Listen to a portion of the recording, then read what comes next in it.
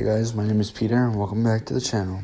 The Bold and the Beautiful spoilers tease that Thomas Forrester was all dressed up with nowhere to go after his failed fake wedding to Zoe Buckingham and his hoped real one to Hope Logan in a recent episode. But just where did he go when he walked out the door? Will he fake his death yet again to garner sympathy?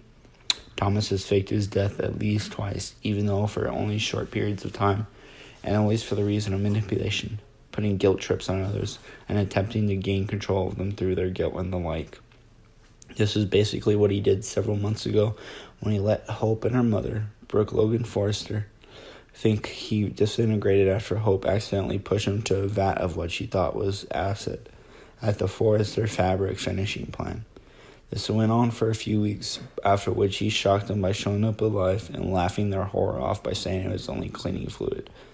The vat had been going through a cleaning process after the acid had been removed. He had known that when he first was in midair, but lived through the close call with no ill effects. Then he told them he let them think he was dead in order to teach them a lesson.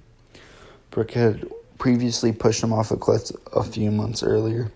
That was a little more difficult to rebound from than unexpected swim in a vat of cleaning fluid, but at least he had lived to tell it.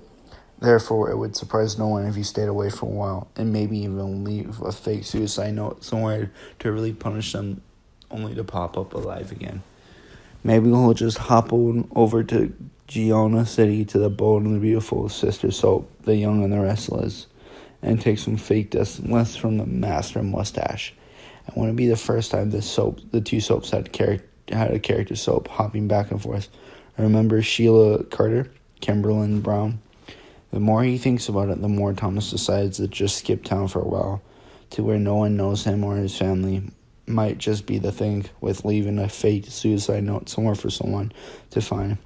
Maybe the guest house on his grandfather's property, where his father, Rich Forrester, had been living for a while, might be a good spot. Thomas himself lives upstairs in his grandfather, Eric Forrester's house, and they didn't see him go up there to his room, so they may figure he went down to the guest house for some space and to clear his head. Thomas did seem sincerely hurt and shocked after being rejected even by his young son Douglas Forrester, as well as his grandfather, father, and of course Hope, and even his best friend Vinnie Walker seemed fed up with him. Or should he just disappear with no trace and watch the news see a massive search ensue after no one has seen or heard from him in days? Maybe that would even be a better idea, since the suicide note might be will be taken as just another form of manipulation and not taken seriously. After all, reasons Thomas, it is the ones who show no intention of suicide that loved ones should worry about, not ones who make a big deal of it by leaving a note. Those are only effective when accompanied by the dead person's dead body, and he only wants them to think that he's dead and blame themselves for it. Thanks for watching. Please like the video and subscribe to the channel.